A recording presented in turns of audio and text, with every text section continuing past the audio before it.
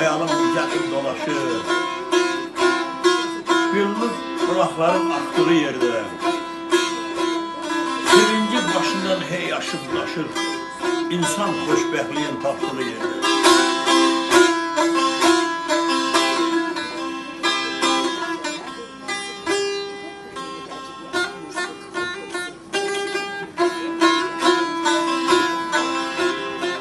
Düştüğü mühitlə insan barışır, barışa bilməyən yolunu çaşır. Ruh çıxıb bədəndən gəzib dolaşır, insanlar yuxuda yatdığı yerdə.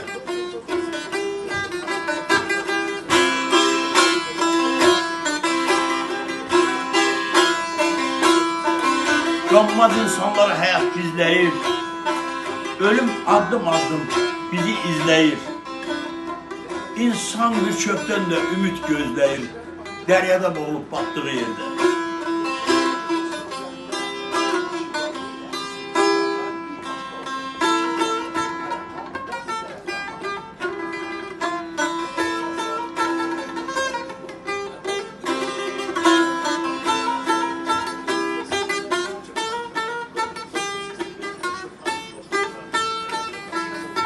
Namərd insanların pisdir əməli, paslı bir dəmizə dəyişər ləli.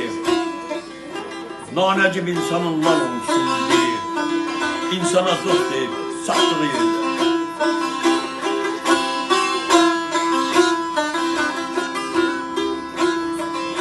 İnsan insan kimi öz ömrün sürsün, nəvə nəticənin toyunu görsün. Allah hamısının cəzasını versin, kim kimə pis gözlə baxdığı yerdə.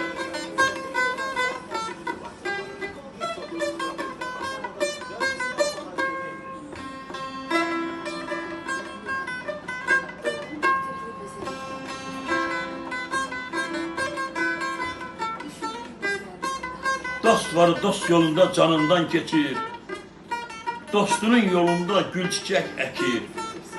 Dost da var, dostunu aşağı çəkir, dostsuz zirvələrə qalxdığı yerdə.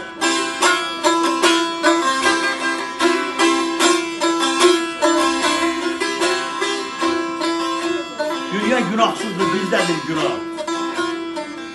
Küllü kainatı yaradır Allah. Hər gün üzümüzə açılır sabah, günəşin doğulub çıxdığı yerdə.